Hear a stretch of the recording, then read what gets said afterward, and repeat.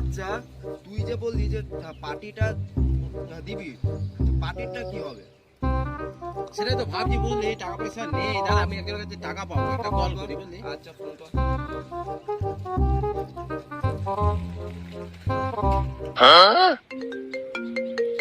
আরে অসময়ে ফোন করেছে বন্ধু। হ্যালো, হ্যাঁ বল বন্ধু।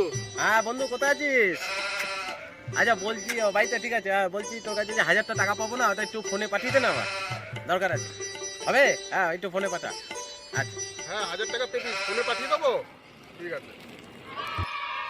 পাঠাবে বুঝলি।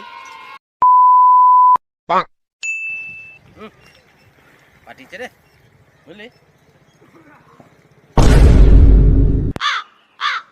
কি হলো